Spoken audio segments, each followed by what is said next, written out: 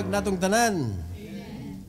Atong ipadayon mga kaigsunan ang atong disobedience, ika-14 nga series sa atong pagtuon og naa nata sa Book of Judges. Ikaduha ni nato nga pagtuon sa disobedience sa Book of Judges. So andama inyuhang Bible sa Judges chapter 3 mga igsoon. Unya natay isgutan diha. Dili man ta ato last Sunday. So nahinumduman pa nato ang atong gi-take up mga igsoon. Tungod sa disobedience sa mga Israelites, unsay nahitabo, gitugyan sila ni Haring Chushan Risyatain. Bad siya nga hari kay kusog siya mo oppress. Oppressor man siya nga pagkahari. Unya 8 ka tuig na under dito ang mga Israelites because of their disobedience. But mind you, before mga kaigsunan nga natugyan sa Ginoo ang mga Israelites ngadto sa hari, ngadto sa ilang lugar, iya usa gilig-on ang kaaway. Tanawar gud tungod sa disobedience nato. Nadato ang kaaway. Nadato ang mga unbeliever tungod kay gahig-o ang mga believer. Ug gapadayon na mga kaigsunan. Alright, let's all stand. Magampo ta. Our gracious Heavenly Father, once again, Lord, thank you so much for the privilege that you have given to us that we could worship you once again in spirit and in truth. I pray, dear God, that you will bless us with your wisdom.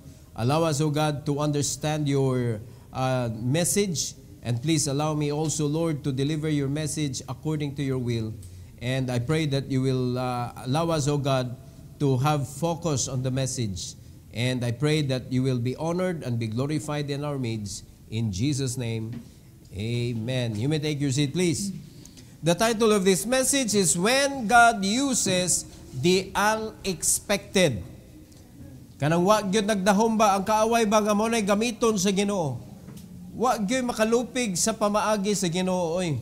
Mao na kung ang mga Kristohanon mutuo pa lang sa mga pamaagi nga naisulat na. Tay pa naminaw ta? Kung mutuo pa lang gyud ta ani nga wa tay dudahan mga kaigsunan, magmalampuson gyud ta dili madugay mga igsoon. Pero ang reason nganong nadugay ang success sa mga iya sa Dios tungod kay maduha-duhaon man ta. Ikaduha, madudahon man ta. Ikatulo, madugayon man ta.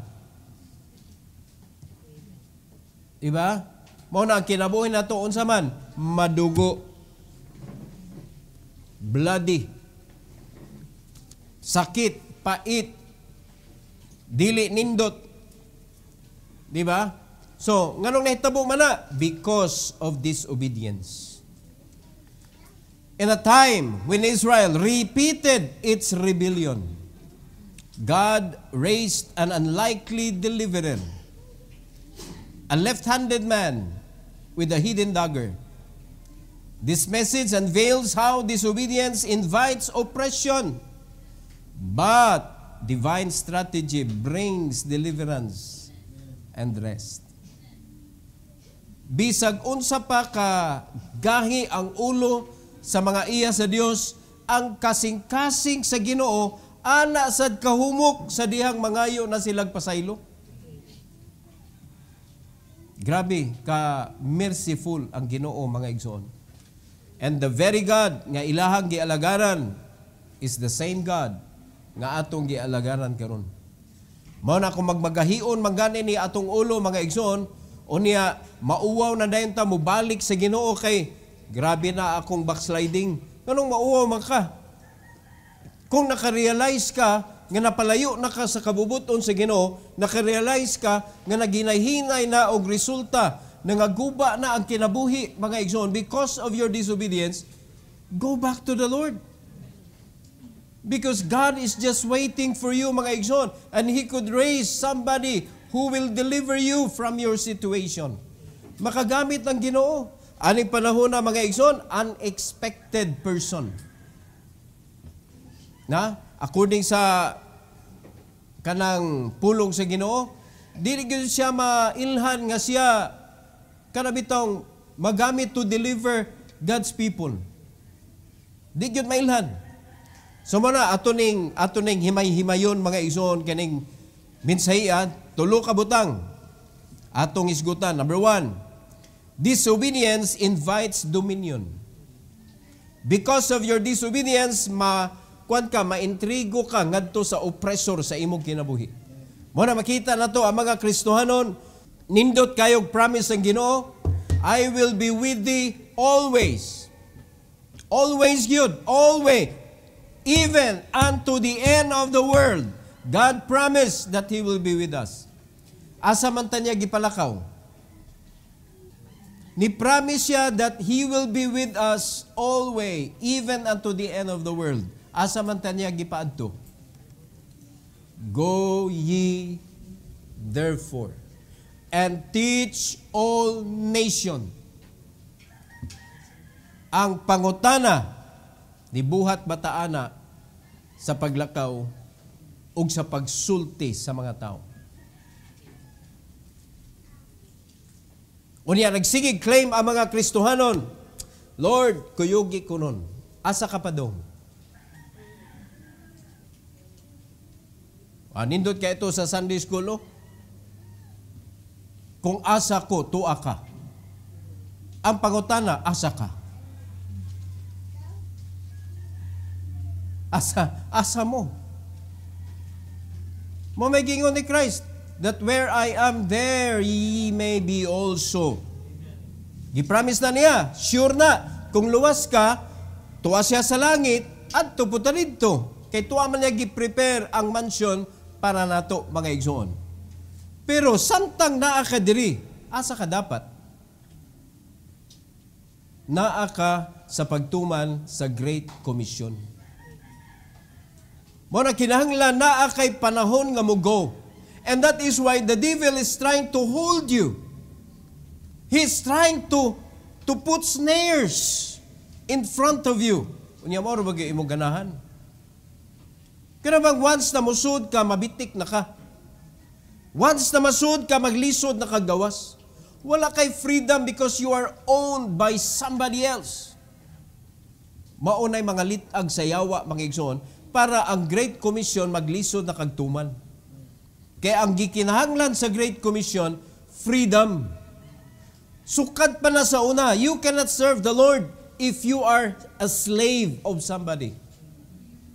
And that is why God gave freedom to the Israelites. Karon sa church age, the same.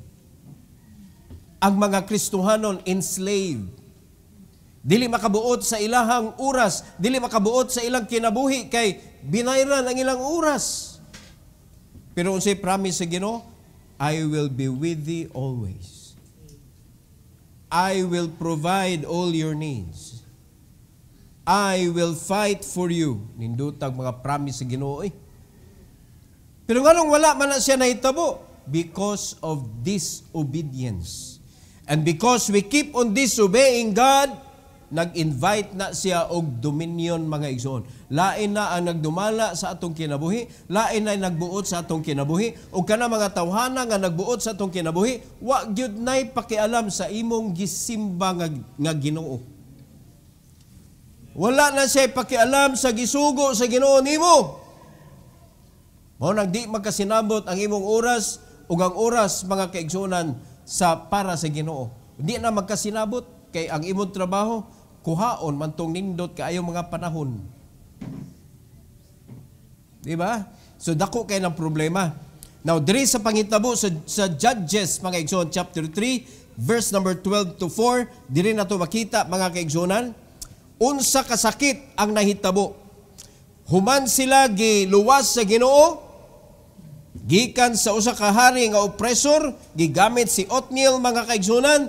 Di anasad ang problema in verse 12, ingon sa Bible, and the children of Israel did evil again in the sight of the Lord. Human nila natagamtam ang freedom. Pila ka tuig ang ilang freedom? 40 years. Uy, ayog sayo na ng 40 ka tuig nga at rest ang imong kinabuhi. So tungod kay complacent na sila mga igsoon, they did evil again. Muna akong problema usay pag nindot ng kinabuhi nato, makalimuta, mubalik tag pabadlong sa Ginoo. So, unsay nahitabo? Iyang gi-strengthen mga igsoon. Paminawag yung tarong ha. And the Lord strengthened Eglon, the king of Moab, against Israel, because they had done evil in the sight of the Lord. Unsay gibuhat niya ni King Eglon? Iyang gi-strengthen. Abot sabton iyang gi-enrich para mahimo siyang able to oppress the Israelites. Imagine na nimo mga igsoon, tungod sa kagahig ulo sa mga Israelites, na panalanginan hinuog kanang kuan ahat mga igsoon, na panalanginan og kalit si King Eglon. Unya si King Eglon gani dili pa man gayon siya kanang kampante sa iyang kugalingon na kaya niyang i-oppress ang Israelites, nakig-unite pagyud siya sa uban. Gigamit niya ang power of leverage. Naniguro ba? Tanawa sa verse number 13. And he gathered unto him the children of Ammon and Amalek, and went and smote Israel, and possessed the city of palm trees. Gikuan na siya ha? Gi-strengthen na siya sa Ginoo? Si salig. Kulang to, kulang.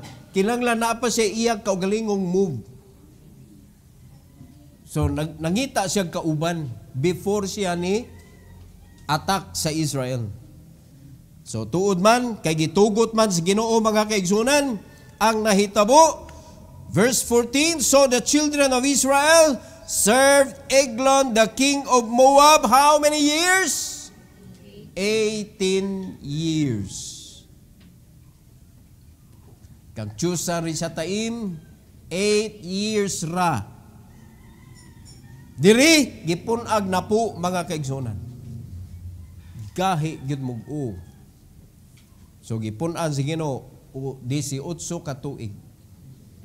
Unya kani si Eglon mga igsoon, kita man ang itlog. Lingin kayo no. Amurag yun na iyang lawas. Tambok kay na siya. So nagpicture out rin na sa iyang pagkakurap nga hari mga igsoon. Luxurious nga hari. Unya napada sa iyang kaugalingong lugar dito nga siya ray pwede mo sud. So, murag dito siya kampante nga pinaka-safe niya nga lugar. Adto na siya dito magsudlanan. Unya, gwardyado sa gawas, pero di kasud ang guard sa sud. Kay siya rin makasud dito. O kinsa man ang iyang tugutan, makasud pod. Pero iya gito nga lugar kapahulayan. Grabe ni si Kwan, si Eglon. Very wicked nga hari. Pagan gihapon ni mga kaigsunan. So dito na under ang Israelites. Imagine ha, nga ikaw chosen ka nga generation, unya na under ka sa pagan nga hari. Unsa na kadako nga kasakit sa imong kinabuhi. Di ba? Diba na feel ninyo ang kabati sa ilahang sitwasyon? Nag-worship sila sa buhi nga Ginoo, pero ang naghandle nila mga kaigsunan, di mo tuo sa imuhang gisimba. Nakita ninyo? Unsa ka sakit na? Mao man ay nahitabo sa kasimbahan na ron. Tanawa asa mga apply ang mga Kristiyanong trabaho. Wa may pakialam kinsa tagiya na.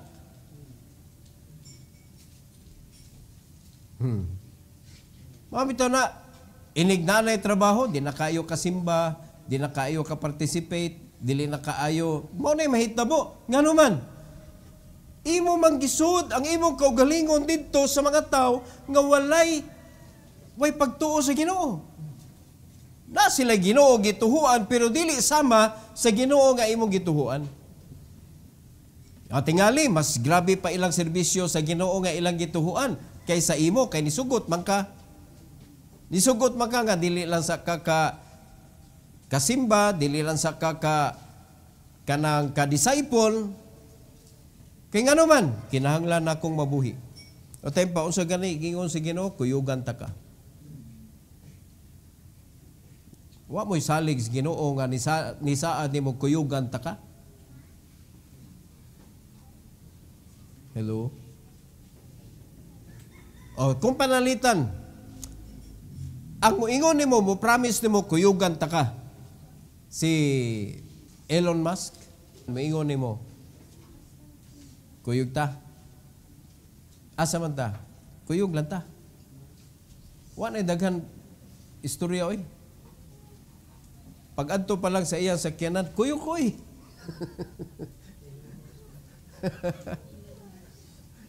Kuyog ko.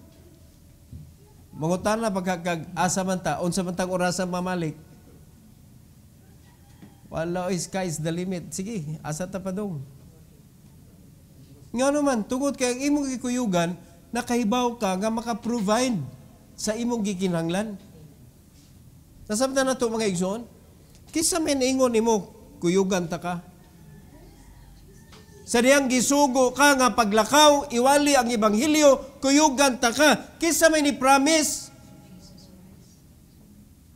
Mga igsoon, nakaminos man ta. Sumula, rampant kayo ang disobedience sa mga kasimbahanan. Kay ang mga Kristohanon, nangita sila sa gipromise sa Ginoo. Apan, wala nila pangitaa ang gisugo sa Ginoo. Nga mangita og kalag. Ang gipangita sa mga Kristohanon, kwarta mga kaigsonan. Wa mo nag-wonder, nga ang atong church, naghimo gyud ta mga igsoon og kalihukan, nga makanegosyo ta, makadisciple pa ta, pero why naglinya? Wa mo nag-wonder, ana? Oh, ang pangutana, kinsa kay inyong gidudahan?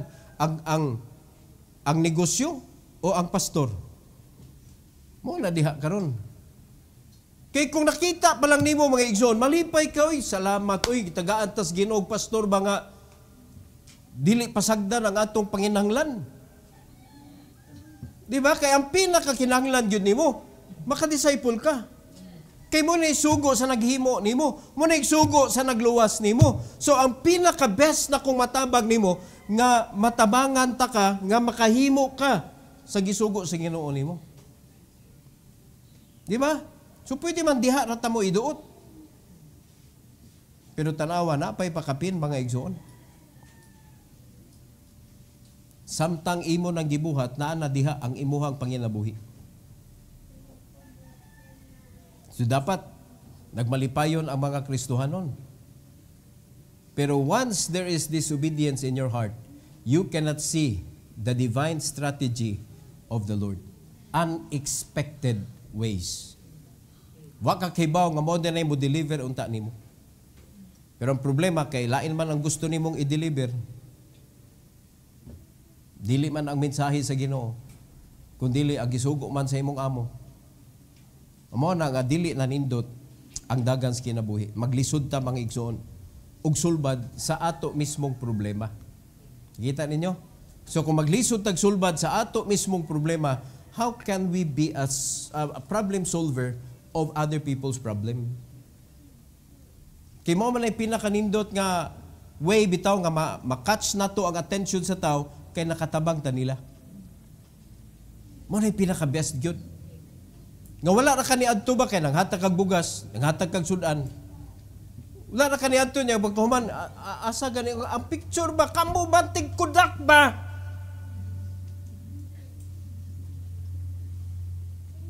No, daghan makita nato ron ay sa social media. Ang mga tao gahuwat na in taon, gapundok ang mga igahatag pero pusing sa ta, pusing. Nailain nga mga kuan ba? Nailaing programa. Okay naman ang naay mamicture pero ay sugua. Ayaw paplantada ba? Kay ang kasing-kasing at tinuod muhatag mga igsoon, muhatag na. No. Mabito ni hunong ta mga igsoon atong manghatag ta sa gipanghatag sa atoa kay required man jud ang picture. Ito malain yung picture sa kay pangayoon man yung picture. Kinanglan man siya sa reporting. Lain kaayo hunahon-naon. Unya, maulaw biya na imong tagaan kay kada tao narabag yun ay pride. Are you listening? Mas nindot yun ang hilom mga igsoon, nga nakatabang taba hilom ba?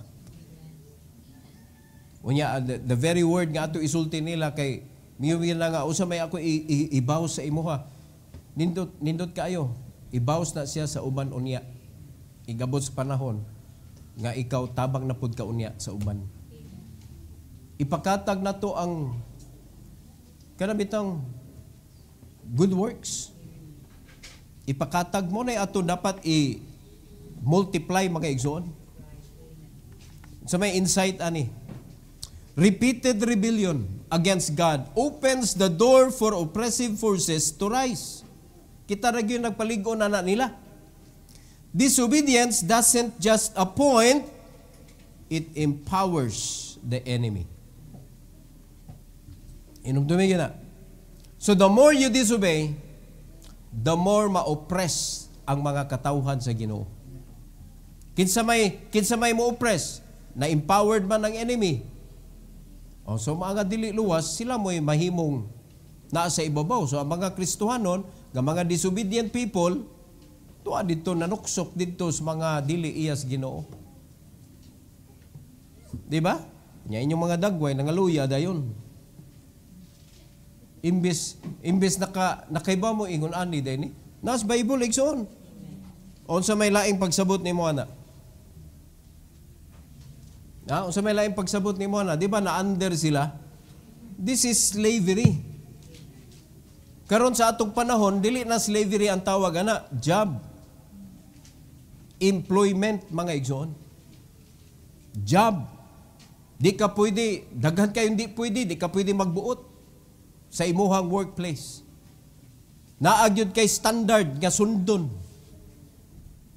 Di ba? So na may panginabuhi mga kaigsunan nga dili ka pwede butan ba? Free ka kano sa kamulihok, kano sa kamuhunong, free ka ikay magbuot sa imong time. Na may daghang panginabuhi ingon ana. Nganong di man kanay pangitaon sa mga Kristohanon? Nganong ganahan man ang mga Kristohanon makigpanon dito sa mga mamaligya sa ilang oras? Di wa ta kahuna-huna mga igsoon nga naa di ay angay tulumanon nga buhaton sa Great Commission. Nawala sa una-una sa mga Kristohanon ba? Alright, number 2. Deliverance begins with a dagger. Unexpected. Di man ka ilang deliverance, nagsugod sa dagger. Kaya gihimo maning dagger mga igsoon, wala man gipalit sa carbon. Gihimo gyud ni siya. Gispecify gyud kung asa taguan. Kay ikaw musud magkasging harian. Ang kana pa mga gwardiya mga igsoon diha sa gate pa lang. Pila ka book gate agian nimo. Pila ka book guard magbarog-barog anang kingdom mga igsoon. Perti naghana na pay mga guard maglakaw-lakaw. Daghan kay pwede makakita kung nagdaka og weapon. The good thing is wala pay wala pay metal detector. Mo na nakanindot. Pero diha gyud according to the divine guidance, wisdom mga igsoon nga gihatag sa Ginoo, nagsugod sa dagger. Atong basahan ng verse 15 to 26.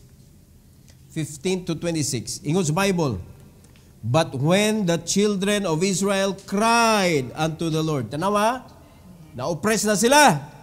Pila ka tuig? 18 years. Diha pa sila nakarealize. Pag-abot sa 18 ka tuig, di na kaya.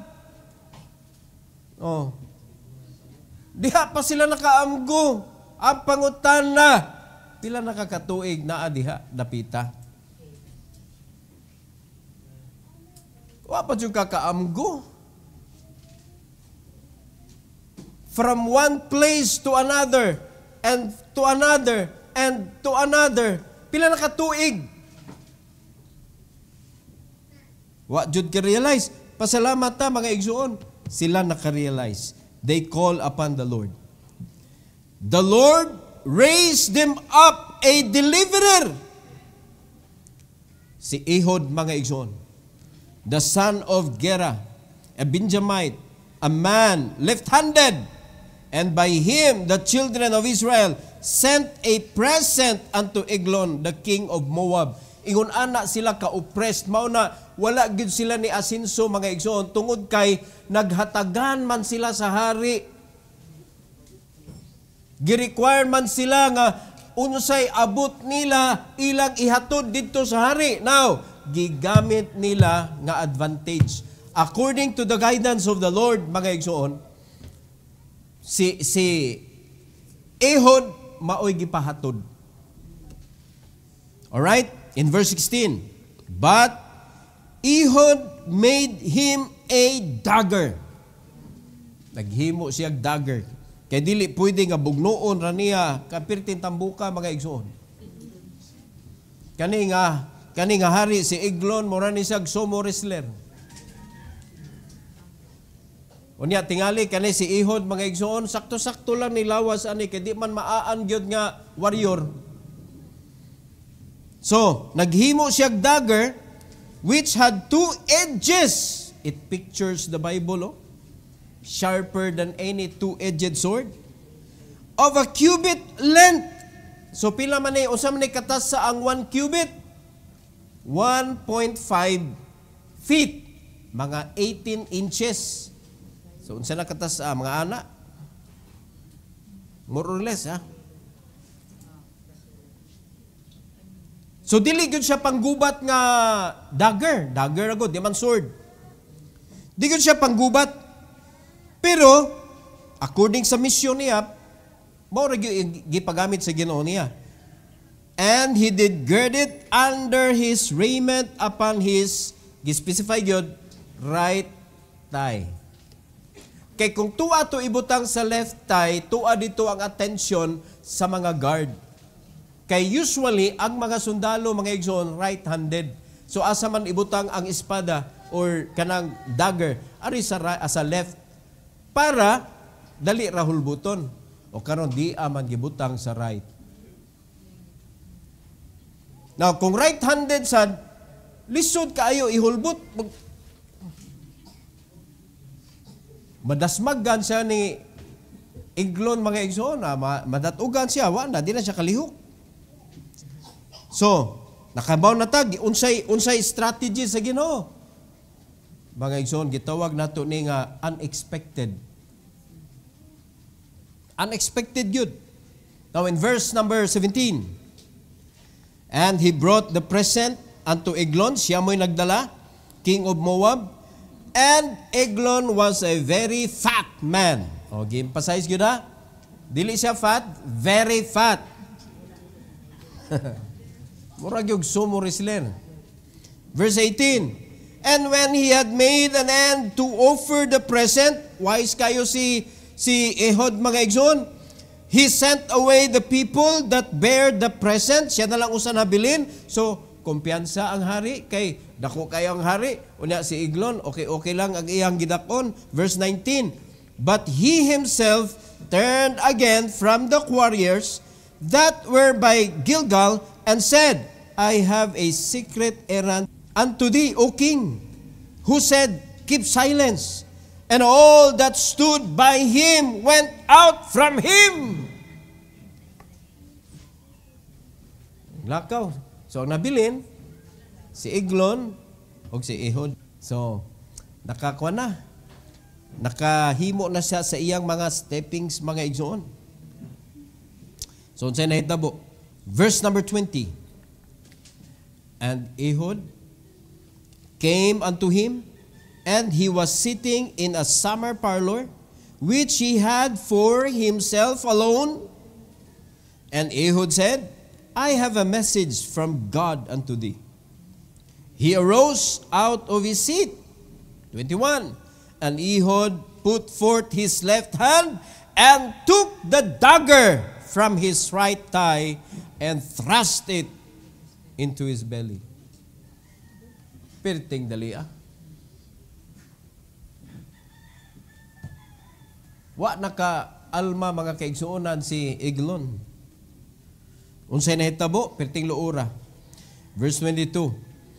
And the haft also went in after the blade, and the fat closed upon the blade, so that he could not draw the dagger. Perti magtambukan, di na mahulbot ang dagger, mga igsoon, out of his belly, and the dirt came out. Palakaon man.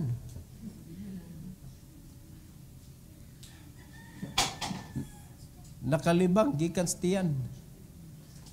Nang gawas ang dirt, mga igsoon. 23. Then Ehud went forth through the porch and shut the doors of the parlor upon him and locked them. So nagtuo ang mga tao, mga kaigsunan, nga okay na siya, nagpahulay. In verse number 24, when he was gone out, his servants came, and when they saw that, behold, the doors of the parlor were locked. They said, surely he covered his feet in his summer chamber. Nag-relax to siya. Sagdila na siya. Igo-igo po mga igsoon nga si Ehud, nakasibat na. Verse 25. And they tarried till day ashamed. And behold, he opened at the doors of the parlor. Therefore they took a key and opened them, and behold, their Lord was fallen down dead on the earth. Patay na. Wala na diha si Ehud. Asa naman si Ehud, mga igsoon, diara. Verse 26, and Ehud escaped while they tarried, and passed beyond the warriors, and escaped unto Sirah. So, makitaan pa ba ni? Dili na kay na Sirah naman. Nakasibat. O kinsa to pamaagi sa Ginoo. O tanawag unsay gi-picture out sa Ginoo diri mga kaigsunan. Paggahi kag ulo, itugyan kas kamot ka away. Pero sa dihang makarealize na ka, tawag sa Ginoo because God's mercy endure it forever. Maghimo sa siyang pamaagi nga ma-rescue ka, mga igsoon. Ug sa dihang rescue ho na ka, ayaw hadlok-hadlok. O tanawa, first step pa man ni. First step pa ni. Nabay Israelites nga nadaan niya? Wala. Napatay lang ang hari. Okay. So, unsa may insight ani? God raises unlikely deliverers with unexpected methods. Wag yun nagdahom. Tanang tao dito, wag yun nagdahom mga igsoon, nga mao na mahitabo. Obedience to divine strategy, even when unconventional, breaks the grip of bondage. Kadaghan na ta, gipaningkamutan og rescue sa Ginoo. Pero ang imo gyunahuna manggod, unusual manggod ni si pastor. Di man na mao akong giiskwilahan. Mga kaigsunan, sultian ta mo. Kung ang giiskwilahan sa iskwilahan, mao pa nay makapaasinso nimo, daghan na kay ni asinso. Pero kay ba mo nganong nangasinso to ang mga tao, mga kaigsunan, kay wa nila gamita kung unsa ilang nakatunan sa iskwilahan. Nay usa ka motivational speaker, ang iyang negosyo, mga kaigsunan, mga panapton nga mga kuan na sa Manila, ang ilahang negosyo, mo'y nakadato niya. Niyon siya, kung gigamit nako ang ako nakatunan sa school, dugay namin na bankrupt.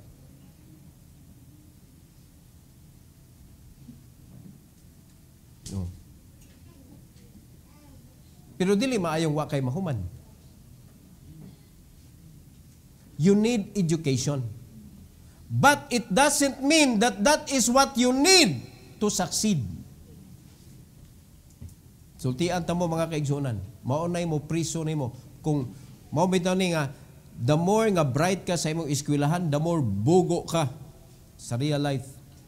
Kaya nagtuo magka may laki na ka.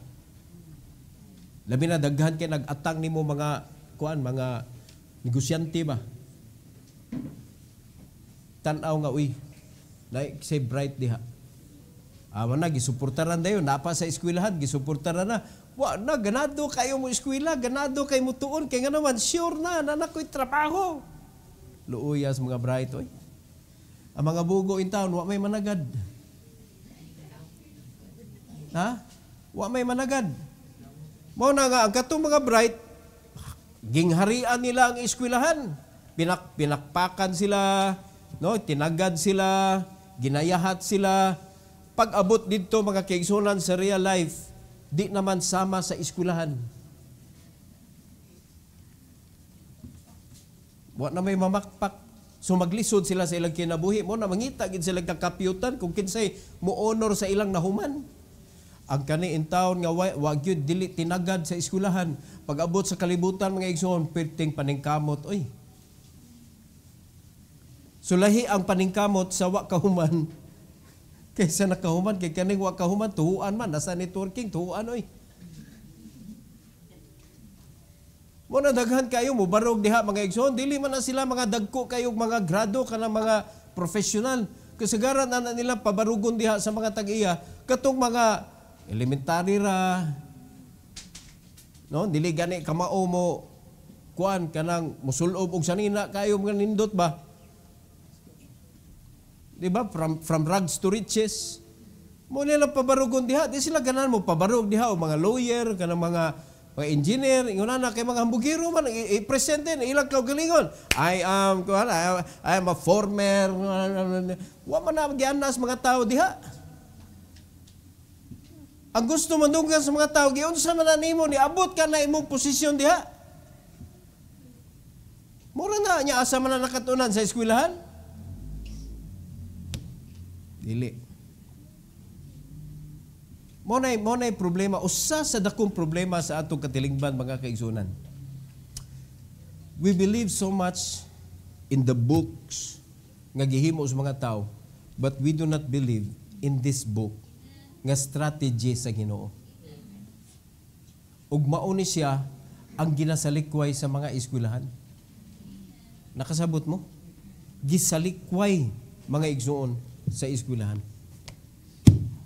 Nga kung kini mao inaan nimo, sigurado kang daog. Ug sa in English pa, sure win. Di ba? Sure win.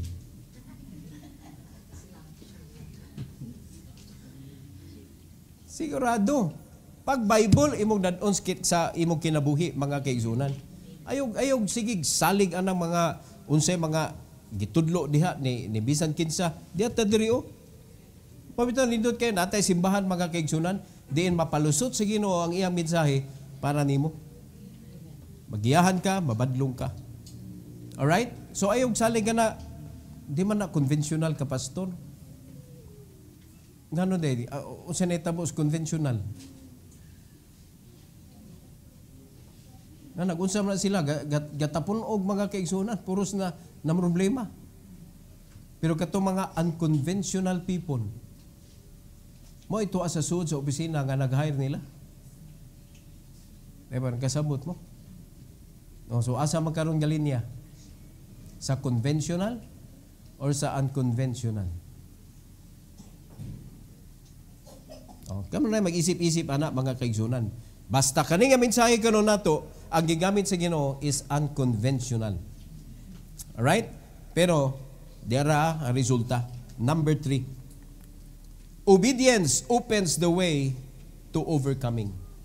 In Judges chapter 3, 27 to 30, English Bible, and it came to pass, when he was come, that he blew a trumpet in the mountain of Ephraim, and the children of Israel went down with him from the mount, and he before them. Nituo din sila. Ni obey ba? Pagtingog niya sa trumpet, sunod dayon ang mga Israelites. And in verse number 28, English Bible, and he said unto them, follow after me, for the Lord hath delivered your enemies, the Moabites, into your hand. And they went down after him, and took the fords of Jordan toward Moab, and suffered not a man to pass over. Alupig sila. Ford na goy gida. Daplin sila tanan.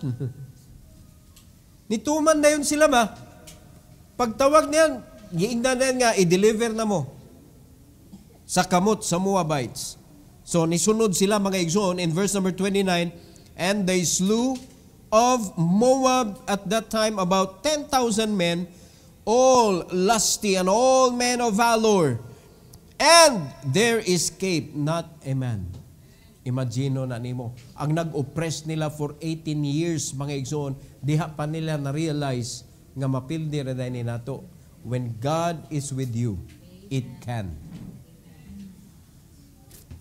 Karon kay ang Ginoo na may kuyog nila, nahitabo mga kaigsunan, but for 18 years, wala gina ni santop silang unahuna na pwede nila mabuhat. Nakita na to? Unsa may difference mga igsoon? Before, during 18 years, o sa kaninga panahon nga giadto sila ni Ihod, unsa may difference? Ang kanirang giingon ni Ihod nga i-deliver na mo sa Moabites. Ingon ang Ginoo. So unsa la may ilang puhunan ani nga nakagawa sila? Obedience. Unsay reason nga nasud sila sa Moabites? Disobedience. O tanawa, kung saan ka nadapa, doon ka bumangon. Are you listening? Napandol ka sa disobedience, barog sa obedience. Verse number 30. Tanawa kung sinaytabo, nindot kaayo. So Moab was subdued that day under the hand of Israel, and the land had rest 80 years. Pila to last? Sa una? 40 years. Karon gidouble mga kaigsunan. 80 years. That's 80 years. Kay ang score, mga igsoon, it stands for 20. Unya, pila man ka 20? Upat ka 20. 4 score. 80 years, mga igsoon. 18 years, nakarealize sila, oppression, nakarealize sila. Paghatod sa Ginoo nila dito sa kanang ilahang kanang sa kabubuton sa Ginoo, nakapahulay sila og 80 years. Hallelujah. O nakita ninyo unsay difference? Pasabot ana, during sa 80 years, walay taong gabuot-buot nila. 80 ka tuig nga naay freedom. Mga igsoon. Pero wa pa ni natapos na ilang kagahig ulo. Kaya naa pa lang ta sa Judges chapter 3. Mao man ni nahitabo sa Book of Judges God ang pagkagahig sa mga Israelites. No? Say highlights. When God's people return to His ways, peace follows. Obedience restores rest and reverses the ruin of rebellion. Balik lang. Hununga na ang pag-disobey. Sugod na og obey. Kay sultian tamo ang Ginoo, dili na siya manulisok nimo sa imong sayop, kundili pasayloon ka sa imong sayop. Unya, i-restore kaniya mga kaigsunan to start all over again. So dapat kita nga mga Kristohanon, makakita ganita mga Kristohanon nga mga backslider na malik, ayaw na sigihag kuti-kuti. Hello? Oy, paminaw. Ayaw na sigihag kuti-kuti. Brad, kumusta man imong backsliding moment, Brad? Diba? Mamaling uso. Nay na malik. Ngayon din, mabalik na yung Ginoo.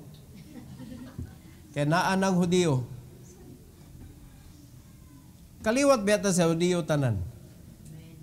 No? Unya, puros po ta badlongon, lain-lain lang ta o grade. Lain-lain tag style. Pero puros yun ta mga badlongon, puros ta linuwas, puros ta naiapan mga kaigsunan. Muna, ang Ginoo niyon siya, do not dwell on those side of life. Dwell on the good side. Diha ta mag-unite. Og ang kanang bad side, individually, atong atimanon. atong isurrender sa Ginoo, pero ang i-unite nato sa matag usa is the good side of our life. Nakasabot na mga igsoon? Kay kung ang tanan good and bad atong i-unite, uy, daghan kay ka og kanang mga sagunto sa kanang grupo. Kay manguti-kuti man jud ka.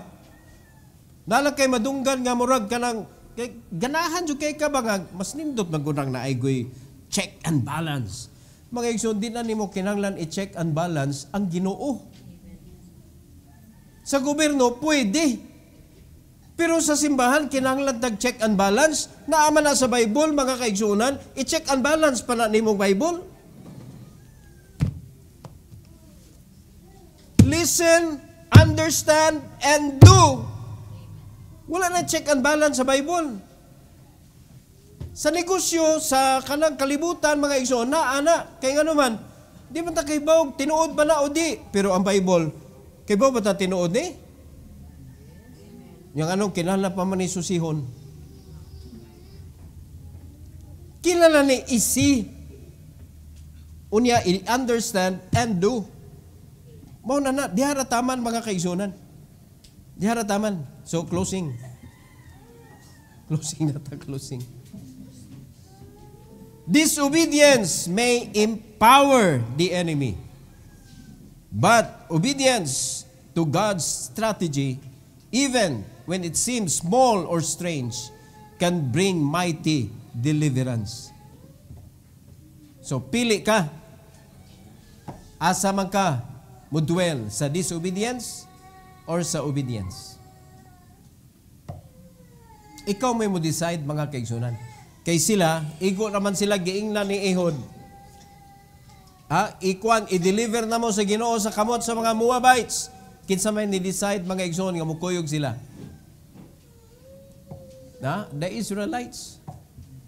So moro sila mabuhat na ko diri. Ako'y nahimo nga ihod ninyo mga kaigsunan. Bisag sa uban ninyo, inyo ra kong manghud. Di ba? Ang uban gani nga binhod pa man gani ilang mamarog tubangan.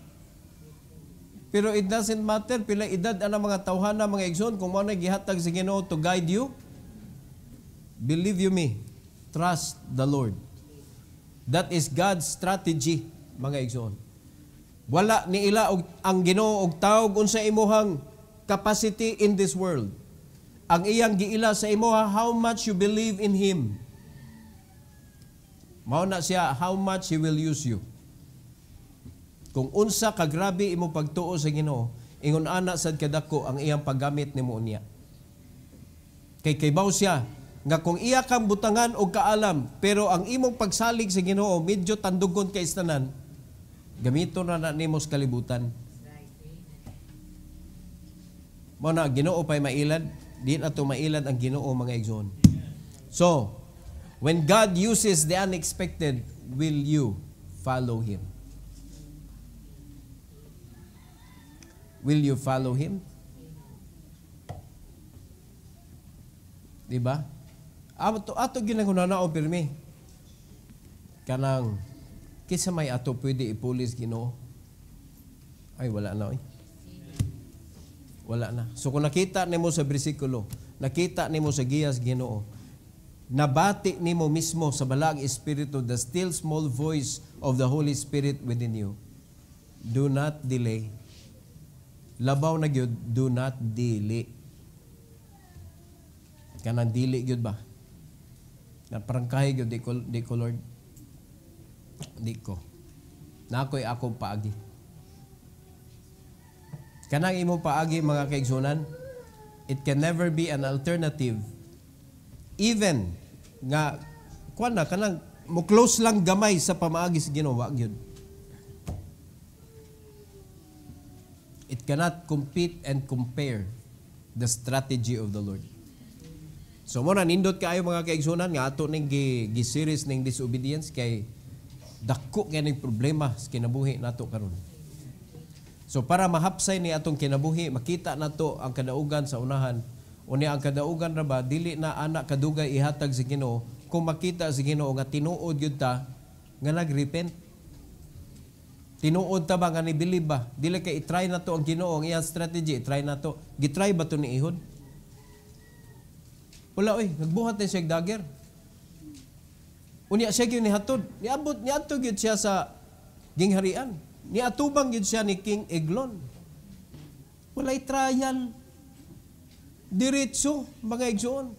Ngano kita sige matag try sa Ginoo. Sige daw be, ato suwayan be. Nanggingon ni pastor, ato suwayan. Ayog suwayi. Sumusuway ka na eh. Di ba? Di ba pag musuway ka, kana ni supak ka, sinuway mo ang Panginoon. Huwag kang sumuway. Gawin mo. Di ba? Pasalamat na ng mga wordings o nga. Yung makatabang na to ba?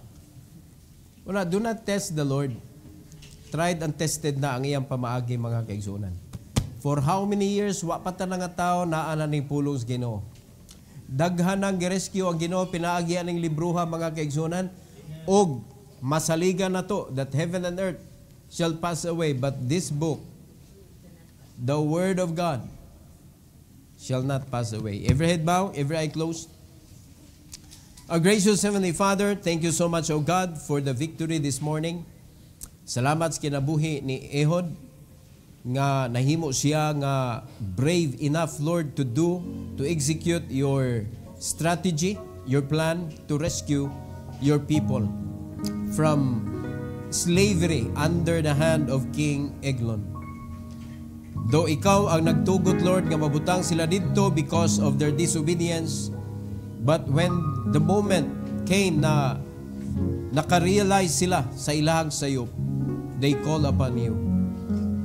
O dire nakita na sa namo, Lord, ang imong mercy. And hopefully sa among kinabuhi, Lord, makita sa namo ang dakong kasaypanan sa mga Kristohanon nga nagpapriso sila sa ilang panahon, nga dili sila maka-worship, dili sila makahimo sa imong gisugo, which is the Great Commission. I pray, dear God, that you will allow them to realize before it's too late, and believing that your mercy is available for them. Thank you, dear God, for the invitation this morning. Let this be the moment that they will come to you and ask forgiveness and will ask your help, your grace, your mercy to give them another chance so that you could help them, you could rescue them from being imprisoned by the devil, nga wala sila'y panahon sa pagsunod sa imuhang mga sugo nila. Salamat kay Lord, and may this invitation be for your glory and honor. In Jesus' name, amen.